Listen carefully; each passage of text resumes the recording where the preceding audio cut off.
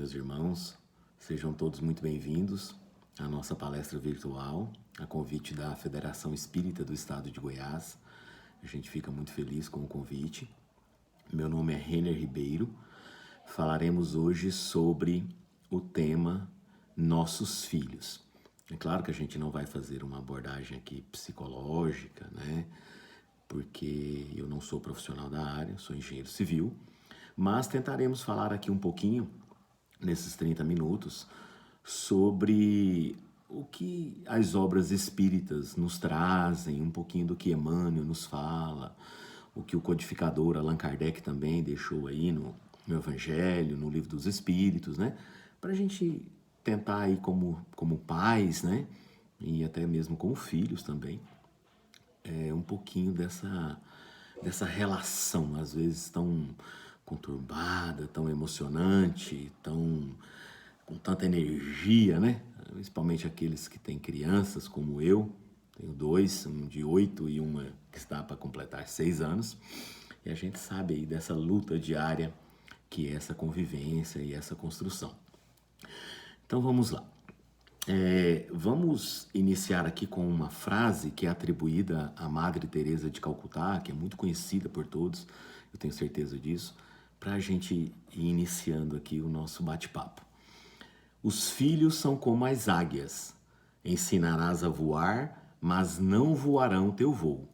Ensinarás a sonhar, mas não sonharão os teus sonhos. Ensinarás a viver, mas não viverão a tua vida. Mas em cada voo, em cada sonho e em cada vida permanecerá para sempre a marca dos ensinamentos recebidos. Então, olha que essa mensagem de Madre Teresa, né? Madre Teresa não era espírita, né? E não tinha necessidade nenhuma de o ser. Aliás, ela é um espírito, acredito que muito mais adiantado do que a maioria de nós. A importância desse finalzinho, né? A marca dos ensinamentos recebidos. Quais são os ensinamentos que a gente está passando para essas crianças, né? Vamos falar aqui de crianças, né? Porque é ainda uma fase onde Kardec fala que o espírito ainda está muito maleável para receber a nossa influência, né? Então, por isso que quando a gente vai falar de filhos, a tendência é falar dessa primeira idade. Mas vamos lá. No livro Luz no Lar, da psicografia de Chico Xavier, tem um pedacinho aqui do capítulo 3 que se chama Angústia Materna. A psicografia é de um espírito que assina como Sebastiana Pires. E ela vai falar aqui de todo um sofrimento de uma mãe, e aqui também, claro, que a gente pode atribuir aos pais, de maneira geral, mas ela vai falar como mãe, de todo o sofrimento de uma mãe que não fez o seu papel, que não cumpriu o seu papel, que protegia demais, que adulava demais, que brigava com todo mundo que corrigia o filho, inclusive com o marido, né? Então, eu vou ler só esse pedacinho que eu achei muito... Chega a ser pesado o que ela diz aqui no início dessa frase. Levantam-se, no início desse capítulo, levantam-se monumentos de progresso entre os homens e devemo-los em grande parte às mães abnegadas e justas. Mas erguem-se penitenciárias sombrias e devemo-las na mesma proporção às mães indiferentes e criminosas. Note que essa palavra indiferente, a gente vai ver ela lá no Evangelho segundo o Espiritismo daqui a pouco também, numa fala de Kardec. Então, o que esse espírito está querendo dizer para a gente? Que grande parte do que os filhos se tornam, né, já na vida adulta, da tragédia ou do sucesso, devemos aos pais. Do jeito que um filho talvez descubra aí uma vacina, né, para essa pandemia, para esse vírus que a gente está atravessando, a gente também tem filhos, né, que estão em penitenciárias. Então, essa dualidade aí, né, do que podem se tornar os nossos filhos, né? Eu vou fazer aqui um roteirinho de acordo com as obras, para ficar assim bem do ponto de vista espírita, né? Não estou trazendo aqui nada do que eu penso somente, né? Do que a gente estuda, do que a gente lê, né?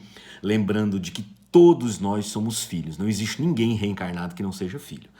A pessoa pode não ser pai, pode não ser mãe, pode não ser tio, até mesmo pode nem ser irmão consanguíneo, né? Porque tem filhos únicos, né? Mas todos somos filhos. Se você pegar um mendigo que está lá no sinal, que não conhece ninguém, que não tem mais ninguém na família dele, ele tem um pai e uma mãe. Não tem como reencarnar sem passar por isso, né? Então aqui, Emmanuel, no Pensamento e Vida, no capítulo 13, ele tem um capítulo que se chama Filhos. Muito bacana. E ele vai começar, eu não vou ler todo, né? Porque senão vai ficar muito comprido. Mas vamos lá, vou tirar aqui umas 3 partes que eu acho muito importante. Nasce a criança, trazendo consigo o patrimônio moral que lhe marca a individualidade antes do renascimento no plano físico. Olha que ele está falando aqui da reencarnação. A criança nasceu, mas ela já traz, ela renasce, na verdade, trazendo tudo aquilo que ela já amontoou, que ela já juntou, de bem e de mal, claro. No entanto, receberá os reflexos dos pais e dos mestres que lhe imprimirão à nova chapa cerebral as imagens que em muitas ocasiões, para não dizer em todas, lhe influenciarão a existência inteira. Eu vou pular aqui pro finalzinho. Não podemos, pois, esquecer na terra que nossos filhos, embora carreando consigo a sedimentação das experiências passadas, em estágios anteriores, na gleba fisiológica, são companheiros que nos retomam transitoriamente o convívio. Quase sempre, achei ele modesto, né? Quase sempre para se reajustarem conosco. Tratá-los à conta de enfeites do coração será induzi-los a funestos enganos. A gente vê que nas obras espíritas, né, esses espíritos mais adiantados sempre procuram, né, sempre passam aquele cuidado da gente não estragar os nossos filhos com excessos, com mimos demais, com muito sim, né? A gente lembra que Jesus, lá no capítulo 5 do Evangelho de Mateus, vai nos dizer: seja o vosso dizer sim, sim e não, não, porque tudo que passa disso vem do maligno. Então nós, como pais, né, não podemos ter aquele comportamento equivocado de dizer assim: eu vou fazer tudo pelos meus filhos, tudo aquilo que meu pai não me deu, tudo aquilo que meu pai não quis me dar, minha mãe não quis me dar. E a gente tem que lembrar, né, que a maioria de nós que estamos aí numa vida mais ou menos equilibrada, dentro do possível, né, só somos isso que somos porque não tivemos tudo que quisemos, porque nossos pais não nos deram tudo que poderiam nos dar. Isso foi importantíssimo para o nosso equilíbrio emocional, para o nosso futuro profissional. Então hoje a gente dizer que vai dar tudo para os nossos filhos, a gente pode estar caminhando por um caminho muito perigoso. A gente vê pais que levam os filhos nos shoppings, nos finais de semana, né? A gente que vai, que tem criança, é um passeio muito comum ir ao shopping para poder desopilar um pouco a cabeça, né? Relaxar um pouco. E vira e mexe a gente entra numa loja de brinquedo. E ali, eu mesmo, quando vou com a minha esposa, a gente deixa ali ver um pouquinho, mas nunca, de maneira alguma, comprar um brinquedo ou algum jogo fora de uma data de aniversário, fora de um Natal, de maneira nenhuma. Qual o sentido de você comprar um brinquedo para uma criança só porque você foi ao shopping?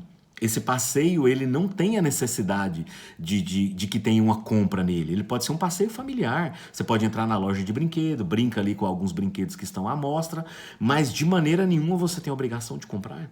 Porque quando você compra para os seus filhos um brinquedo toda vez que ele pede, ou um item toda vez que ele pede, você está falando para ele que ele vai ter tudo para sempre.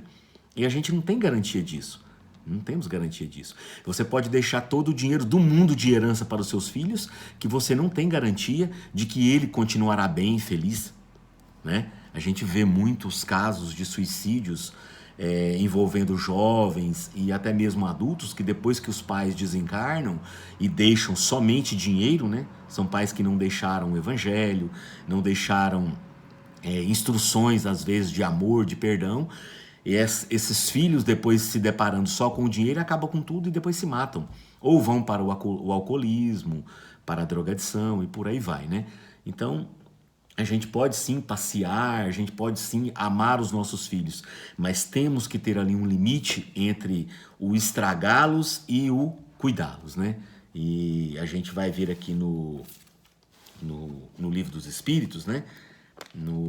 Na questão 582, quando Kardec vai falar aqui da paternidade, se ela é uma missão, né? Missão no sentido assim de algo imprescindível, muito importante, né? Talvez o nosso trabalho não seja uma missão, talvez a gente esteja num contexto simples de reencarnação, mas todo aquele que recebe uma criatura, um ou mais como filho adotivo ou, né, consanguíneo, essa sim é uma missão, indubitavelmente.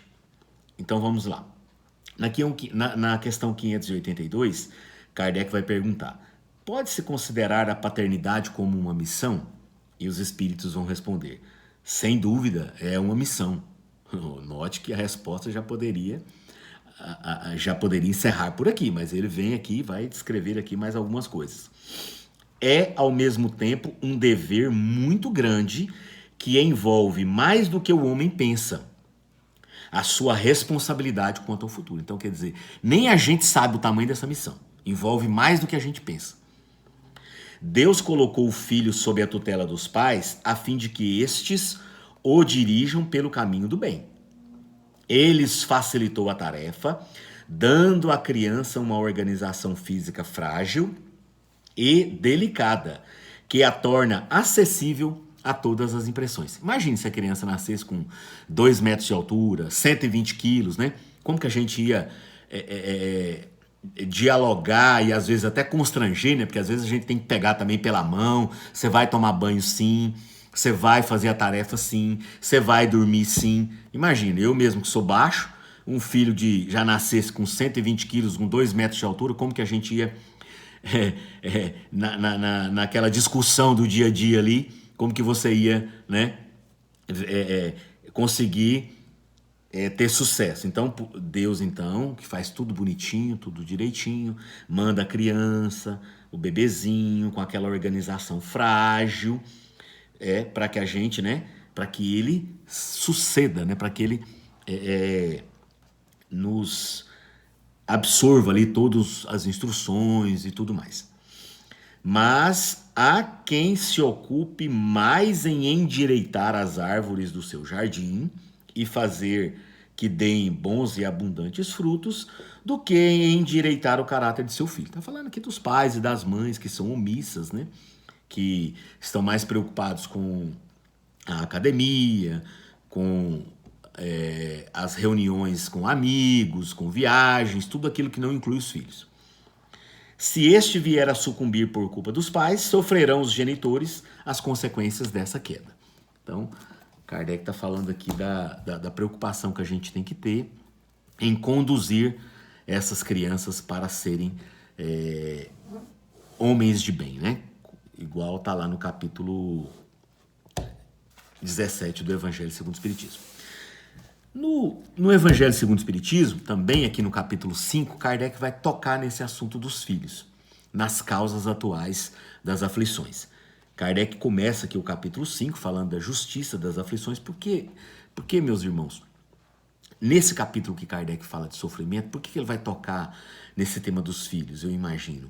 Porque quando, e a gente vê muito, até eu não creio que exista uma família que não tenha filhos problemáticos, quando essa criação não dá certo, quando ela não corresponde, quando os filhos não se enveredam, né, pelo caminho do bem, pelo caminho profissional, e não estou nem aqui dizendo que o filho tem que ser médico, né, que ele tem que ser um senador da República, muito pelo contrário.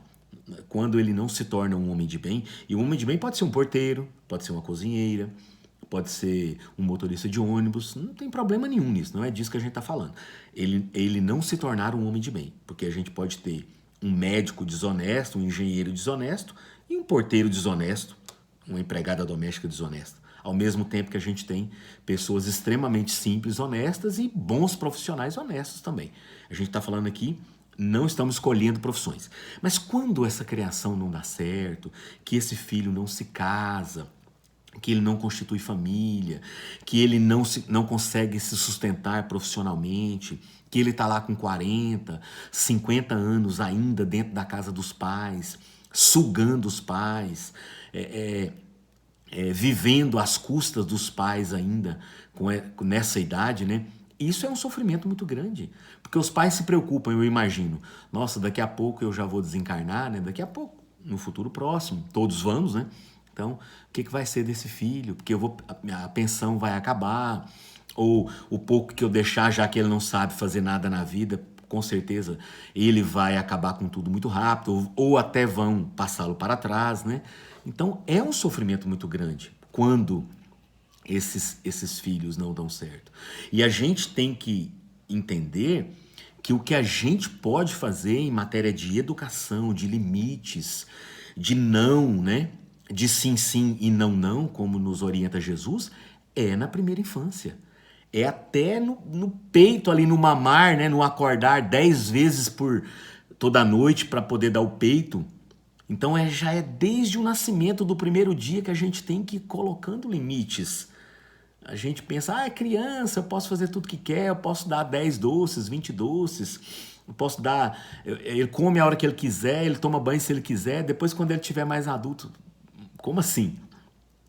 Se a gente não tentar de tudo nessa fase, né? André Luiz fala até ali que o caráter já dá uma formada ali em torno dos 7, 8 anos, né?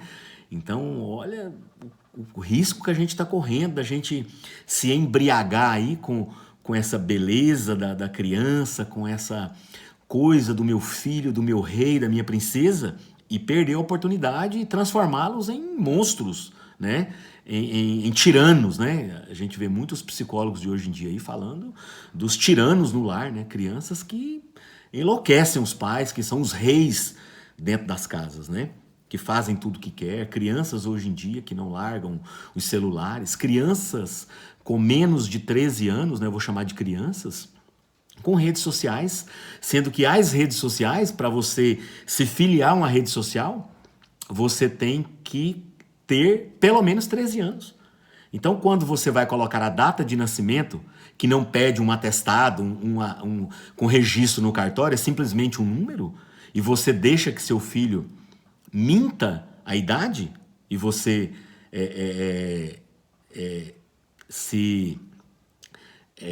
você permite isso, né? Você está permitindo que ele minta. Porque, mas é só a rede social, eu posso, não tem problema, não é só uma mentirinha. Então tá bom, uma mentirinha pequena pode. O político em Brasília mentir para desviar dinheiro não pode. Nossos filhos mentirem para ter uma rede social pode. Então é a mesma coisa, né? Só estão em momentos diferentes, né? Talvez essa criança que mente hoje para ter uma rede social, ela pode estar se tornando um potencial muito grande para mentiras muito maiores no futuro. Então, são cuidados que a gente às vezes acha que porque criança pode. Não, a criança pode falar uma palavra feia, um palavrão. A criança não precisa falar bom dia, nem muito obrigado. É coisa de criança, dar birra, chorar, tomar a coisa do outro. Isso é coisa de criança. Ele não quer ir na escola hoje, isso é coisa de criança, né? Então, temos que ter muito cuidado com essa fase. Então, Kardec vai falar aqui, no capítulo 5, quantos pais são infelizes com seus filhos porque não lhes combateram as más tendências desde o princípio. Nota que Kardec não está falando assim, caso seu filho, seu anjinho, caso, olha só, talvez ele tenha alguma má tendência. Não, ele está falando que tem. Tanto nós como os nossos filhos, reencarnados em mundos de provas e expiações. Você volta aqui um pouquinho no capítulo 3, as muitas moradas da casa de meu pai, você vai ver que tipo de mundo que a gente está. O predomínio é o mal. Então todos nós temos más tendências. Algumas piores, algumas nem tanto, mas todos temos. Nós e nossos filhos. E aí a gente vai ver, né, que Kardec vai dizer assim, o cuidado, né, para você tomar cuidado com essas más tendências, analisá-las desde o berço. Porque o que acontece? Se a gente não combate, a gente vai ser infeliz. E aí ele vai dizer, quando isso acontece? Por fraqueza ou por indiferença? Qual a diferença da fraqueza e da indiferença? A fraqueza é aquela mãe, aquele pai que diz, meu filho vai tomar banho, vai fazer tarefa. Ou então, você quer ir fazer tarefa? Você quer tomar banho? O filho nem responde. Nem responde. E a indiferença são aqueles pais que, se o filho fizer a tarefa, fez. Se quiser tomar banho, toma. Se o filho quiser ficar no celular, fica. Se quiser ficar no YouTube, né? Os youtubers educando os nossos filhos ficam, né? Indiferente, não tô nem aí. E os outros que são fracos, que até tentam, mas quem manda é o filho grita com o pai, com a mãe, ele que escolhe tudo, ele que diz onde é que vai, interfere na vida do casal, dormem com os pais, né? Essa semana foi aniversário do meu filho e eu vi uma mãe, ela por ser separada do marido e ficar com a guarda do filho, né? Então ela se sente na obrigação de deixar o filho dormir com ela. A criança já vai fazer 6 anos e não só os pais separados, né? A gente vê casais também. Eu já escutei isso da boca de alguns amigos nessas festinhas dos aniversários da escola, crianças que dormem com os pais até hoje, 5, 6, 7, 8 anos de idade, e sabemos o transtorno que isso pode trazer. Os psicólogos falam muito sobre isso. Se você for na internet buscar lá o que o Rossandro Klingen vai falar sobre isso, o Léo Fraime, né? São psicólogos bem conhecidos aí, com muito suporte para poder falar sobre isso, e outros tantos que existem aí. Você vai lá no YouTube, você vai ver o perigo que estamos correndo se a gente deixar isso acontecer. De vez em quando é gostoso, viajou, pode dormir todo mundo junto, mas isso não pode se tornar uma regra, de maneira nenhuma. A gente pode estar criando filhos fracos, com medo, crianças que depois vão se tornar profissionais que no primeiro grito dentro da empresa eles vão sair, não voltam nunca mais. A namorada termina, ele suicida, a gente já ouviu casos assim. Crianças fracas que não sabem atravessar a rua para poder ir na loteria pagar uma conta. Então tudo isso é formado na infância. Então, quando a gente fala assim, eu vou deixar para corrigir quando tiver mais velho, aí pode ser muito tarde. Pode ser muito tarde, porque criança, você não vai dizer para a criança, você não vai beber, você não vai fumar, você não vai para balada. Não, criança não tem esses comportamentos ainda. A criança, a gente tem que combater o quê? Não, você só vai chupar um picolé, você não vai repetir o sorvete, você vai almoçar sim, você vai tirar o lixo e vai levar lá fora, vai colocar água pro cachorro, pega a sua roupa no chão, coloque no cesto, leve o seu prato até a pia, lave a louça. Hoje é sábado, é domingo, não temos empregada dia de hoje. A gente pode deixar a casa mais ou menos organizada para nossa irmã, companheira, que além de ser nossa empregada, é nossa companheira, nossa amiga. Uma pessoa que convive dentro da nossa casa não é simplesmente uma empregada. Então a gente pode sim, vamos ajeitar aqui a louça, deixar a casa mais ou menos equilibrada para que ela não pegue uma caverna, né? No outro dia, quando ela chegar. Não é porque é nossa empregada que a gente tem que destruir a casa no final de semana. Não é porque ela é nossa empregada que a gente não pode ajudar. Não é porque ela é nossa empregada que a gente não pode fazer o nosso café da manhã, que a gente não pode colocar a roupa no cesto. Então são essas lições que vão formando o caráter dos nossos filhos. São essas pequenas coisas do dia a dia que a gente vai estar dizendo para ele, o mundo tem limites. Não adianta você fazer birrinha aqui, porque lá fora, quando você for para a universidade, quando você for para o primeiro emprego, quando você estiver na rua, não vai ter papai e mamãe para passar a mão na cabeça. Então, quando a gente coloca limites, quando a gente diz para ele que o mundo não é dele, eu sempre repito essa frase aqui e faço meus filhos repetirem. Repete aqui, o mundo não é meu. Aí ela repete, às vezes emburrada, o mundo não é meu. O mundo é de todo mundo. O mundo é de todo mundo. Eu faço os dois, às vezes, repetirem aqui quando o clima está meio tenso. Porque lá fora é assim. Nós que somos adultos sabemos. Então, se a gente protege demais, se a gente deixa dentro de um ovo, dentro de uma redoma, a gente não vai estar junto com eles a vida toda. Então, eu gosto de contar a história do picolé, né? Que lá na minha escola, na escola dos meus filhos, na sexta-feira, quando termina a aula, meio-dia, né? Vem aquela parece uma boiada estourada. E o cara do picolé tá ali quase todos os dias. Eu e a maioria dos pais só compramos na sexta-feira. Porque é uma maneira de eu dizer para ele que não é porque eu tenho condições de comprar todo dia que eu vou dar picolé todo dia. Não é porque eu tenho condições de comprar um brinquedo toda vez que eu vou no shopping que eu vou comprar. Não é porque eu tenho condições de comprar sorvete todos os dias que eu vou dar. Além de eu estar contribuindo para uma boa dieta para ele, eu estou dizendo que nem tudo que ele quer ele vai ter. Isso é natural. E não tem profissão e nem dinheiro que vai dar tudo que os nossos filhos querem. Isso é uma coisa que a gente tem que aprender. Não adianta, não é assim. E aí, na sexta-feira, a gente tem o picolé. E é interessante essa questão dos limites, porque eles gostam, eles se adaptam, eles esperam chegar. Né? Rossando conta um caso lá de uma família que ele visitou, que a menina tinha 500 Barbie. Tem Barbie que era personalizada, feito direto da estrela para ela, não sei nem se é a estrela que faz. Então assim, e ele perguntou pro pai, qual a diferença da primeira e da última boneca? Aí o pai conta para ele que a primeira boneca ela brincava todos os dias e as últimas ela brincava 5 minutos. Até os presentes, né? Eu faço os aniversários dos meus filhos, né? Agora com pandemia não teve como fazer uma festinha, eu não gosto de grandes festas, né? A gente vê pais aí fazendo festas de 100 mil reais, né? Eu acho um absurdo isso. E em todas elas eu vejo a dificuldade porque eu peço para os pais das crianças não levarem presentes, levarem doações. Aí você escolhe um tema. Então o tema do aniversário da minha filha vai ser cesta básica. Eu vou doar para o Centro Espírita, eu vou doar para o Hospital Batuíra, eu vou doar para o Hospital do Câncer. E você elege um tema. E você discute ali com sua filha, não, vou te dar um presente, mas eu, seu pai, seus avós, vamos todos comprar um só presente. Olha que bacana. Não, vamos doar ração para cachorro. E as pessoas têm resistência. Não são todos que levam. E às vezes alguns pais pegam ali uma sacola rasgando e botam um pacote de feijão e traz, como se não fosse importante ela ir com o filho comprar uma cesta básica de presente para dar para coleguinha. Olha como os nossos valores, né, estão invertidos, né? Então a gente pode fazer muita coisa e a gente está dando o exemplo e sendo o exemplo. Então não é necessário a gente comprar tudo. Tem a questão do culto, né? No lar também, né? Aproximar aí nossos filhos de Jesus, das coisas boas, levar para a evangelização, termos o culto em casa, sermos o exemplo dentro das nossas casas, ouvirmos músicas saudáveis, né?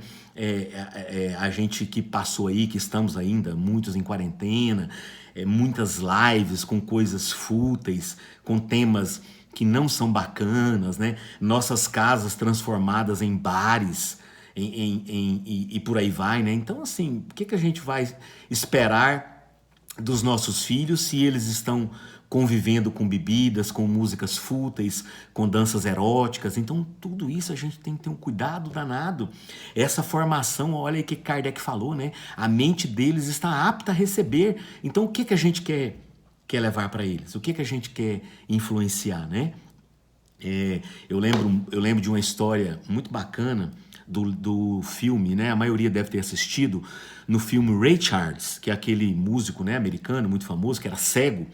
E na infância dele, já quando ele começa a ficar cego, e a mãe muito, né, sabendo que ela não ficaria ali o resto da vida com ele, e já querendo prepará-lo para uma vida cego. Imagina o sofrimento de uma mãe que vai desencarnar antes do seu filho, né, se for a tendência natural, e vai deixar um filho cego para o mundo. E ainda eram pobres ainda. Ela não sabia se ele ia se tornar um cantor famoso, rico, né? E aí teve um dia que ele entra correndo em casa, já estava bem cego já, e ele tropeça e cai. E a primeira coisa é chorar da criança, claro. E aí ele chora e ela está no fogão a lenha, se eu não me engano, e ela fica imóvel. E ele, depois que ele chora, e grita pelo nome dela, ela não fala nada. E aí ele respira, e aí ele começa a sentir o ar, escutar os barulhos. E aí ele então se acalma, e ela assim saindo uma água no olho, saindo lágrimas nos olhos. E aí ele então começa a caminhar pela casa, ele que já conhecia a casa, né? Porque o cego desenvolve o tato, a audição muito melhor do que a gente. E ele se aproxima da mãe, a mãe vem, um abraça, começa a chorar. E ele, ai mamãe, eu sei que você está aqui. Então, não é porque um filho está chorando que a gente tem que sair correndo, a não ser que seja um caso de uma queda, algo grave. Não estou falando de uma birra, de algo assim, de uma manha, né? Então temos que tomar um cuidado, porque a gente está criando os filhos, como Madre Teresa diz, para os mundos, né? Khalil Gibran fala, né, num de seus poemas, vossos filhos não são vossos filhos, eles passam por nós, né? Então nessa cena do filme a gente vê isso, né? Ela sabendo que não vai estar ali a vida toda, então ela espera primeiro ele se levantar, depois vai lá, dá um abraço. Então é esse cuidado que a gente tem que ter, né? A gente lembra ali do Missionários da Luz, né?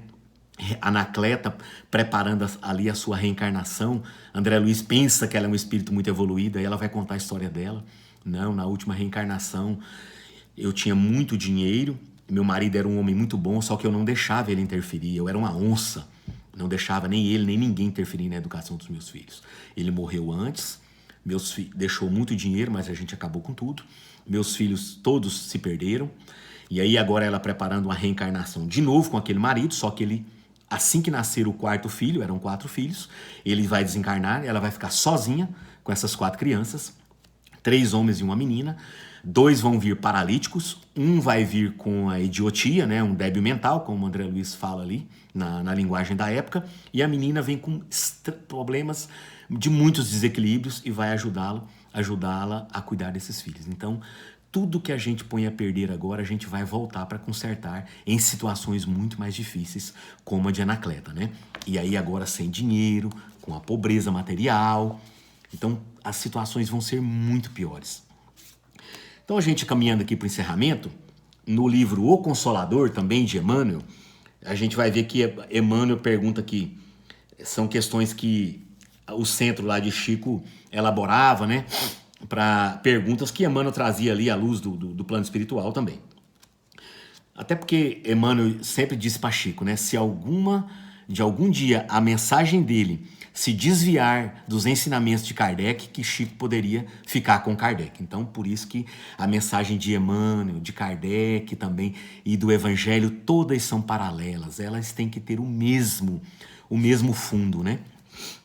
O período, questão 109 do livro Consolador. O período infantil é o mais importante para a tarefa educativa? Aí Emmanuel vai dizer, né? O período infantil é o mais sério e o mais propício à assimilação dos princípios educativos. Até os 7 anos, o espírito ainda se encontra em fase de adaptação para a nova existência. Então, vê que o que Emmanuel fala e o que André Luiz fala aqui no Missionários da Luz também tem tudo a ver, né? Passada a época infantil, credora de toda vigilância e carinho por parte das energias dos pais, os processos de educação moral que formam o caráter tornam-se mais difíceis com a integração do espírito em seu mundo orgânico material. A gente se reencontra com o nosso patrimônio. Tudo aquilo que a gente deixou ali estacionado do passado, a gente vai ter que ir ali e abrir a portinha de novo. Não tem como. E atingida a maioridade, se a educação não se houver feito no lar, então só o processo violento das provas rudes no mundo pode renovar o pensamento e a concepção das criaturas. A bebida, a prisão, o acidente de carro, dirigindo bêbado, dirigindo drogado, o suicídio, os filhos que estão dependentes financeiramente dos pais com 40, 50 anos de idade. Então, tudo isso é resultado, muitas vezes, do que não se apertou, do que não se dedicou na infância. E aí ele vem aqui, na questão 110. Qual a melhor escola de preparação das almas reencarnadas na Terra? É em Harvard, lá em Boston, nos Estados Unidos? É na Austrália? É na Inglaterra? É na África do Sul? É em Goiânia? São escolas bilíngues? Qual é a melhor escola de preparação das almas reencarnadas na Terra? Porque tem muitos pais que só se preocupam com a escola material, com a faculdade, com o curso, e se esquecem de transformar os seus filhos em bons homens, em pessoas gratas, em pessoas fraternas, em filhos que perdoam, que compartilham, que são bons, que cumprimentam, que são resignados. Só se preocupam em lhe dar informações materiais, intelectuais. Então, nem aí se o filho vai ser uma boa pessoa ou não. E aí a gente vê o quê? Pessoas de alto intelecto que roubam, que desviam dinheiro, que se transformam em políticos desonestos, né? Até parece que existem políticos desonestos. Não existe político desonesto. Existem homens desonestos que, por não serem bem educados, se transformam em políticos desonestos. E aí Emmanuel vai dizer, qual a melhor escola de preparação das almas reencarnadas? A melhor escola ainda é o lar, onde a criatura deve, porque nem sempre recebe, deve receber as bases do ensinamento e do caráter. Os estabelecimentos de ensino propriamente ditos do mundo, as escolas, né, as universidades, podem instruir, mas só o Instituto da Família pode educar.